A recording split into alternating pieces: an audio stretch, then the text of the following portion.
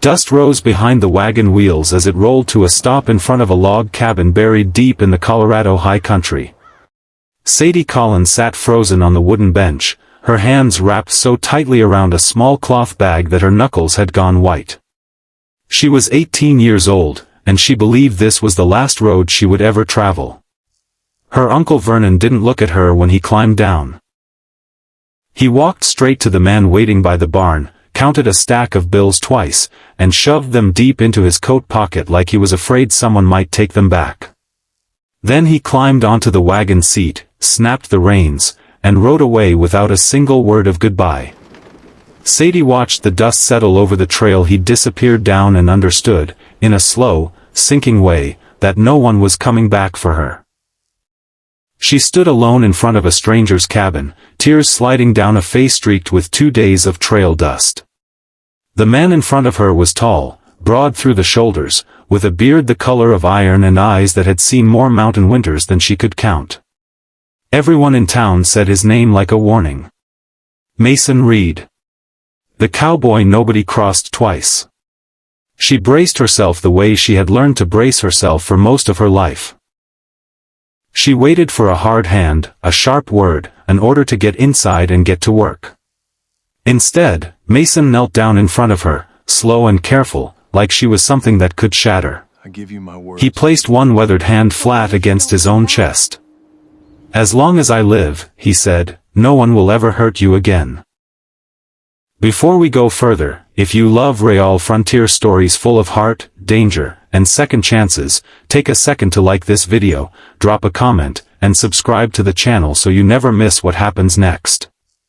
Every subscription tells me you want more stories like this one, and I promise you, this is a story worth staying for. She didn't know it yet, but those 9 words would change both of their lives forever. Sadie Collins was born on a small horse ranch outside Bitter Springs, Wyoming, to parents who loved her louder than the wind that rolled across their land. Her father, Owen Collins, broke horses for a living and never once raised his voice at an animal or a child. He used to say a horse could feel a lie in your hands before it ever heard one in your voice, and he raised his daughter the same honest way. Her mother, Lydia, kept a Bible on the kitchen table and a garden out back, and she used to tell Sadie that a hard life builds a soft heart if you let it, and a hard heart if you don't. That ranch burned to the ground when Sadie was 11. A lightning strike split an old cottonwood and sent fire racing through the barn while her parents slept in the house nearby. Neither of them made it out. Sadie was staying the night at a neighbor's home for a church gathering, and she came home the next morning to Ash where her family used to be. She remembered standing at the edge of the burned fence line for hours, waiting for someone to tell her it was a mistake. No one ever did. Her Uncle Vernon Collins took her in because the law required a blood relative to, not because he wanted to. He ran a struggling feed store in town and drank away most of what it earned. Sadie became the hired help he never had to pay.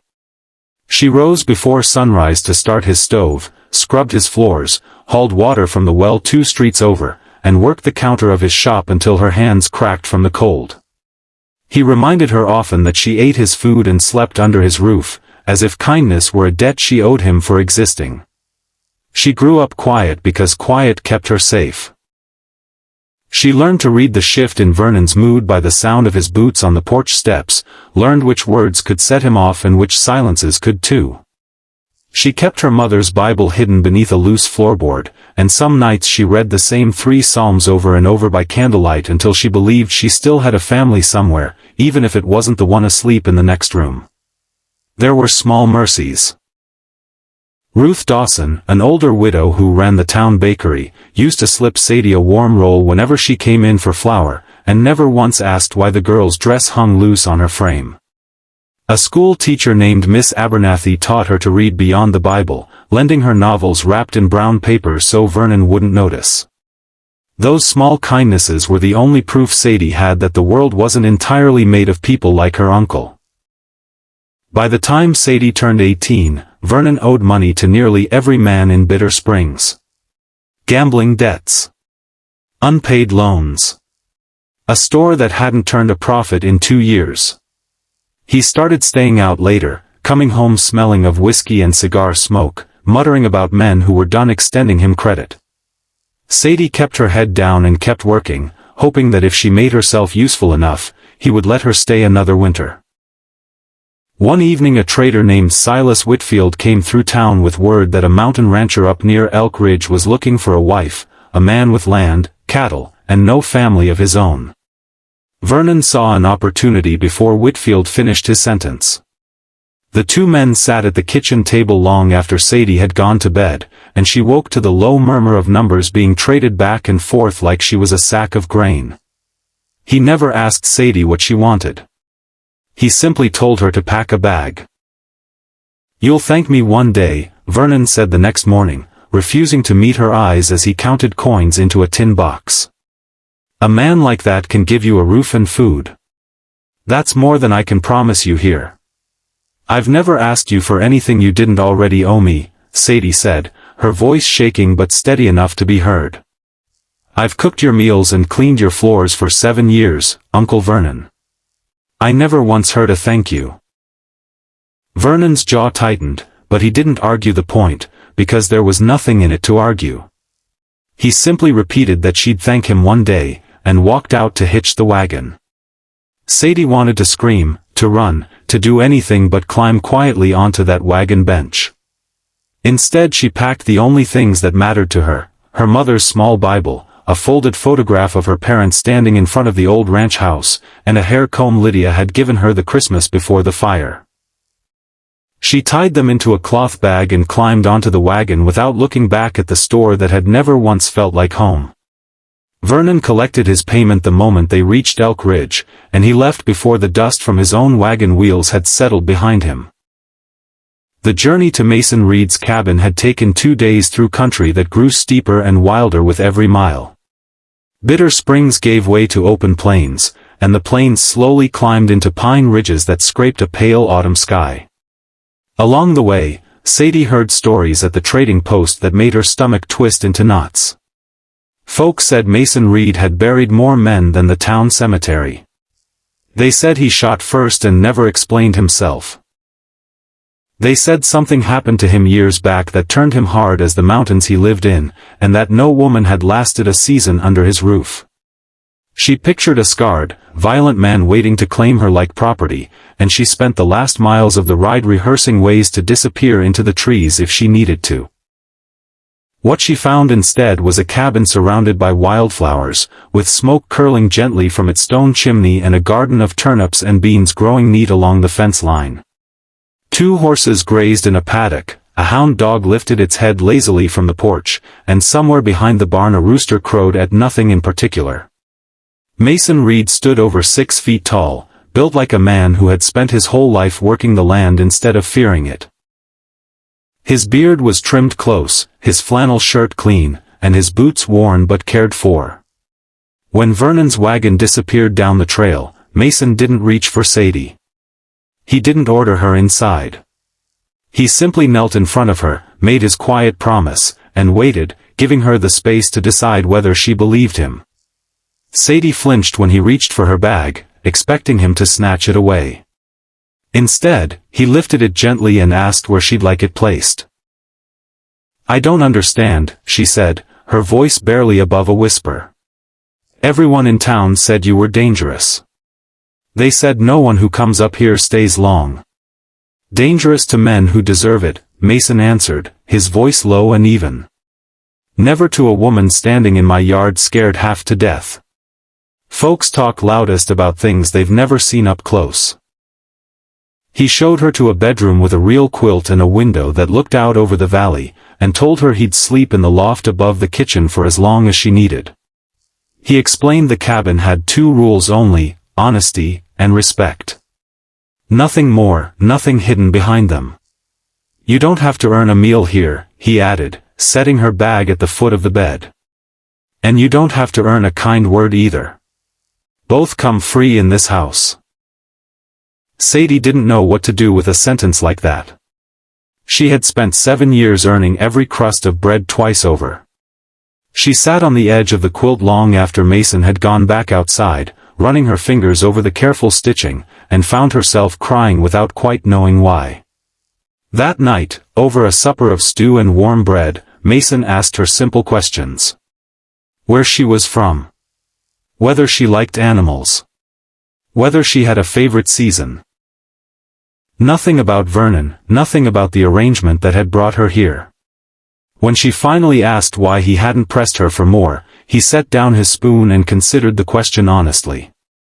A person tells you what they're ready to tell you, he said. Pushing for the rest just teaches them to lie better next time. Sadie lay awake that night staring at a ceiling that didn't feel like a cage for the first time she could remember. For the first time since the fire took her parents, she wasn't afraid of the dark. Weeks passed, and the mountain slowly reshaped Sadie's understanding of what a home could be. Mason never raised his voice, never criticized a mistake without also offering to fix it, and never once made her feel like a burden for taking up space in his house.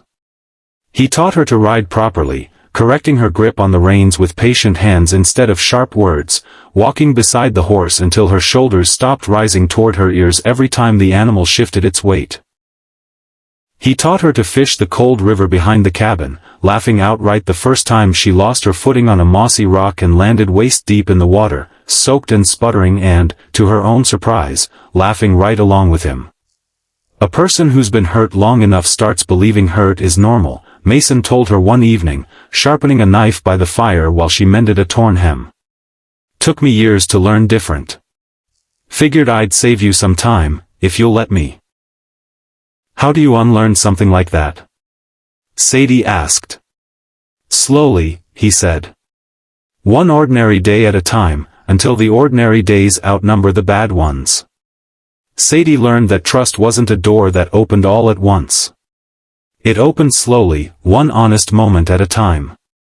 She burned the breakfast eggs twice before Mason showed her how to manage the stove's temperament, standing behind her with his hand loosely over hers to show the right heat. She got chased clean across the yard by an ill-tempered rooster named General, and Mason laughed so hard at the sight of her skirts flying that he had to sit down on the porch steps to catch his breath. Small moments. Ordinary moments. But for a young woman who had spent years bracing for cruelty, ordinary kindness felt like a miracle handed to her one plate of eggs at a time.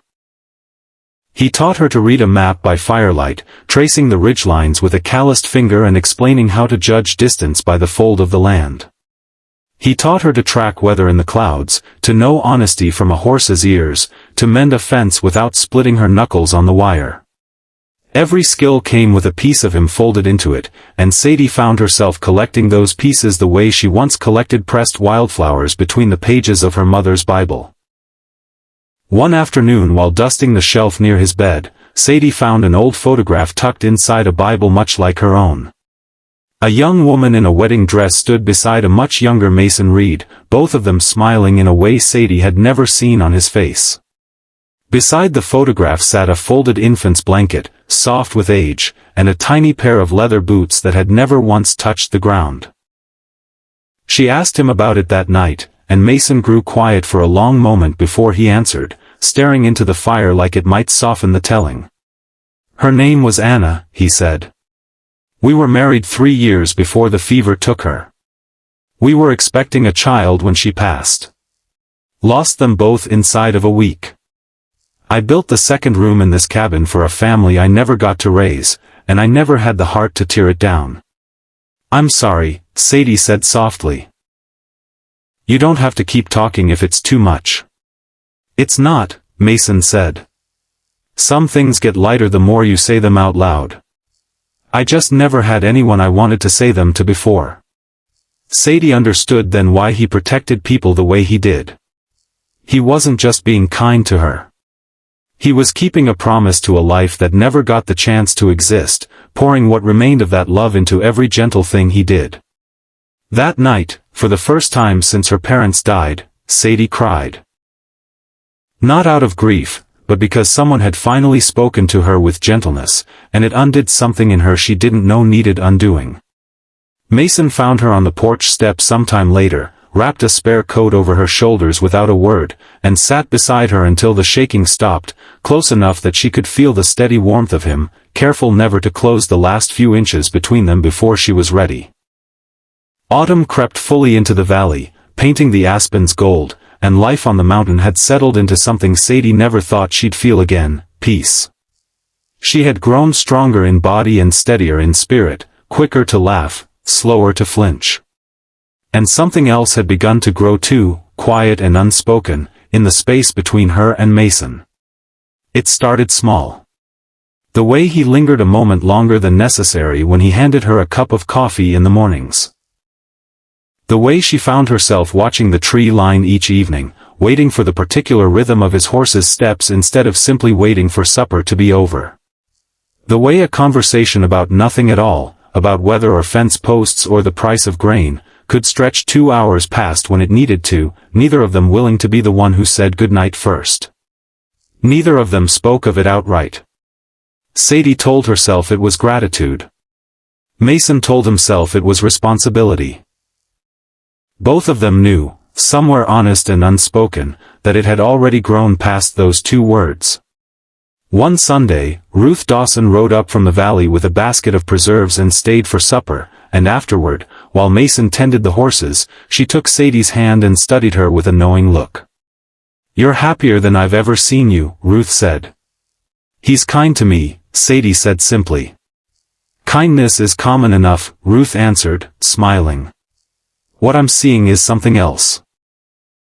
Don't be afraid of it just because it came from an unlikely place, dear. Some of the best things do." That piece cracked 2 days later when Sadie noticed hoofprints near the tree line that didn't belong to Mason's horses, cutting a wide, careful loop around the edge of the property like someone studying the layout. She mentioned it to him that evening, and his expression shifted into something she hadn't seen since the day they met. Careful. Watchful. Cold in a way that had nothing to do with her. "Someone's been on my land," he said, walking the fence line with a lantern raised high. "More than once, by the look of these tracks. They're not passing through. They're circling." 2 nights later, one of Mason's best horses went missing from the paddock, the gate latch cut clean with a blade. Mason rode the perimeter of his property until well past midnight and returned grim-faced and silent, his rifle still cradled in the crook of his arm. "Whoever it is," he told Sadie, pulling her gently back from the window and away from the lamplight, "they're not just after a horse." This was a message. Sadie felt the old fear stir in her chest, but this time it was different. This time, she wasn't afraid for herself alone. She was afraid for him, and for the fragile, hard-won peace they had built together, one honest day at a time. The stranger had a name, and it arrived in town 2 weeks later on the tongue of every frightened rancher within 20 miles, Grant Holloway. Holloway led a gang of outlaws who had spent the past year robbing mining payrolls across the territory, striking fast and vanishing before any posse could organize a chase. Word had reached him that Mason Reed knew every hidden trail and cave through the Elk Ridge Mountains, knowledge Holloway needed to vanish after his next job. He also heard, from a loose-lipped trader at the same post where Sadie once heard rumors of Mason's cruelty, that the mountain man had taken in a young woman nobody in town could account for. Deputy Caleb Mercer rode up from Bitter Springs to warn Mason personally, his young face drawn tight with worry beneath his hat brim. Caleb was young for a lawman, only a few years older than Sadie herself, but sharp-eyed and steady, and he had heard enough about Holloway's gang to take the threat seriously. "He's ruthless, Mason," Caleb warned, standing in the cabin doorway with his hat in his hands, rain beginning to spit against the roof behind him. "Robbed 3 payroll shipments this year alone, and left 2 men dead doing it. And if he thinks Sadie means something to you, he'll use that against you without a second thought." Mason's jaw tightened, his hand resting near the rifle propped against the wall. "Then he already knows more than he should. There's talk he's already asking around Elk Ridge, trying to learn your routine. I'd keep her close, and I'd keep this place ready." Sadie stood near the hearth, listening, her hands trembling slightly at her sides. She had come to this mountain believing she was worthless to everyone, and now a dangerous man wanted to use her as leverage against the one person who had ever protected her. The old, familiar shame crept back in, whispering that she was a burden all over again, a liability someone would eventually have to pay for. "I won't be the reason something happens to you," she told Mason once Caleb had ridden off into the rain. "Maybe it's better if I go stay with Ruth until this is settled." Mason crossed the room and took both her hands in his, steady and sure, refusing to let her pull away into old habits of shrinking herself smaller. "You are not a burden, Sadie. You never were, not for one single day since you walked into this yard. Whatever comes up this mountain, we face it together, same as everything else we've built here." "You keep saying together like it costs you nothing," she whispered. "It costs me plenty," Mason admitted. "It costs me sleep, and it costs me peace, and I'd spend both of those 100 times over before I'd let you walk out that door scared and alone again." For the first time, Sadie let herself believe him completely, and something between them settled into an understanding that no longer needed saying out loud. Grant Holloway's men came at dusk 3 days later, for riders moving quiet through the tree line while Mason was away checking a fence line on the far side of his property, drawn out deliberately by a false report of missing cattle that Holloway had paid a local drifter to deliver. Sadie heard the horses before she saw them and didn't wait to find out their intentions. She remembered every lesson Mason had given her that fall. She slipped out the back window, cut across the low ridge toward the river the way he'd taught her, moving low and quiet through brush she'd once been too clumsy to cross without snapping every twig underfoot. She used the smoke signal method he'd shown her for emergencies, 3 short bursts from a covered fire, visible for miles across the valley. The outlaws searched the empty cabin and swore loudly when they realized their target had vanished into terrain she now knew better than they did. One of them kicked over the kitchen table in frustration, scattering the tin plates Sadie had washed only that morning.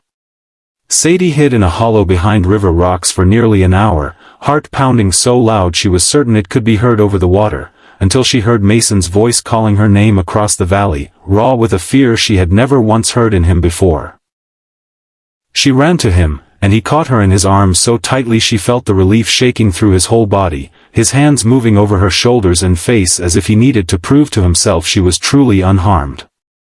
"I thought," Mason started, then stopped, pressing his forehead gently against hers, his breath uneven. "I thought I'd lost you. I rode back and the house was empty and I thought." "You didn't," Sadie whispered, gripping the front of his coat. "You taught me how to survive. I just did what you showed me, same as fishing, same as reading a map. I trusted it would work." That night, sitting close beside the fire with a blanket around her shoulders and Mason's coat still draped over her from the ride home, he finally said the words that had been building between them for weeks, his voice rough with everything the day had cost him. "I never planned on loving anyone again after Anna," he admitted quietly, not looking away from the fire. "Told myself this cabin was built for grieving, not for living. But you walked into this yard scared and alone, and somewhere along the way, without my permission, you became the reason I look forward to mornings." Sadie reached for his hand, lacing her fingers through his calloused ones. "I was scared of you before I ever met you," she said. "Everyone in Bitter Springs made you sound like something out of a nightmare. Now you're the only place I've ever felt safe enough to fall asleep without listening for footsteps." He turned to face her fully then, one hand rising to brush a strand of hair from her cheek, and kissed her slow and unhurried, a promise spoken without words, careful the way he'd been careful with everything he'd ever given her. Outside, the wind moved through the pines, and for the first time, the mountain felt like it belonged to both of them equally. Grant Holloway didn't accept failure quietly. Furious that his men had returned empty-handed and humiliated by a girl who had outsmarted 4 grown outlaws using nothing but a fire and good sense, he gathered his full gang and rode for Mason's cabin at first light, determined to finish what he'd started before Deputy Mercer could organize a posse strong enough to stop him. A mountain storm broke over Elk Ridge just as Holloway's riders reached the tree line, thunder rolling across the peaks and rain turning the trail to mud thick enough to slow a horse's stride. Mason had prepared for exactly this in the days since the attempted kidnapping. He'd reinforced the cabin shutters with fresh timber, hidden extra ammunition along the property in places only he and Sadie knew, and sent word down to Caleb Mercer 2 days earlier through a trusted neighbor riding to town for supplies. If they come, Mason had told Sadie the night before, checking the rifle by lamplight, you stay low, you stay behind the wall by the hearth, and you load faster than I can shoot. Can you do that? I can do that, Sadie said, and there wasn't a tremor left in her voice when she said it. The gunfight erupted the moment Holloway's men breached the fence line, splintering wood and sending the horses in the paddock screaming into the storm. Mason held the cabin with steady, practiced hands, firing through the reinforced shutters while thunder swallowed the sound of each shot. Sadie loaded rifles behind him without flinching, refusing to hide when his life was on the line, passing each one into his waiting hand the instant he called for it. A stray shot splintered the porch post beside her, close enough that would dust stung her cheek, and still she didn't run. The battle spilled into the yard as Deputy Mercer's posse thundered up the trail behind Holloway's men, catching the outlaws in a crossfire they never anticipated. A rockslide loosened by the storm crashed down the eastern ridge, cutting off Holloway's escape route entirely and scattering 2 of his riders into full retreat. Mason wounded Holloway's second-in-command with a shot to the shoulder and disarmed another rider barehanded in the mud before Caleb finally tackled Grant Holloway off his horse and locked irons around his wrists while rain hammered down over both of them. When the gunfire faded and the rain began to ease into a fine mist, Mason turned and found Sadie still standing on the porch, rifle in hand, soaked through and unharmed. He crossed the yard in 3 long strides and pulled her into his arms, mud and rain and all. You promised me safety, she said against his chest, breathless, half laughing and half crying with the sudden release of it. You never said I'd have to help fight for it. That's what safety means, sometimes, Mason answered, pressing a kiss to the top of her head. Standing together instead of running. I'm sorry you had to learn it this way. I'm not, Sadie said. I'd rather stand beside you in a storm than hide alone in a quiet room. I learned that much from you too. News of Grant Holloway's capture spread through Bitter Springs within days, and with it, the truth about the man on Elk Ridge that folks had feared for years without ever once asking why. Deputy Mercer made certain the whole territory knew that Mason Reed had risked his life to protect an innocent young woman and had helped bring down one of the most wanted outlaws in the region, a fact the newspaper in town printed on its front page beneath a headline that finally called him something other than dangerous. Vernon Collins returned to Elk Ridge 2 weeks later, expecting to collect a second payment from a man he assumed still wanted a convenient bride, having heard nothing of the outlaw attack beyond second-hand gossip. Instead, he found a town that no longer saw Mason as a villain, and a niece who no longer feared him. At a town meeting called to settle the matter of Sadie's guardianship once and for all, Vernon tried to claim he'd only ever wanted what was best for her, that sending her to the mountains had been an act of desperate love rather than a debt paid in flesh. Sadie stood before the gathered townsfolk, her voice steady for the first time in her life, no longer the quiet, careful girl who used to read Vernon's footsteps for warning signs. You sold me to a stranger to pay off a card debt, she said, her words carrying clean across the packed hall. You never once asked if I was safe there, or happy, or alive. Mason Reed asked me that every single day since the moment I arrived, without ever once demanding I earn the asking. The town magistrate, a stern but fair man named Judge Holloway, no relation to the outlaw who shared his name, revoked Vernon's guardianship on the spot, citing abandonment and the exchange of money for a ward's placement, both plainly unlawful under territorial statute. Vernon left Elk Ridge that same afternoon and was never welcomed back through the valley again. For the first time in her life, Sadie Collins had people who chose her, not out of obligation, but out of genuine care. Ruth Dawson, the widow who had grown fond of Sadie over the autumn months, hugged her tightly outside the meeting hall, tears in her eyes. Eli Turner, a young rancher who'd become a steady friend to them both, shook Mason's hand with real respect for the first time, no longer the wary distance the valley once kept from him. Guess we all owe you an apology, Eli said.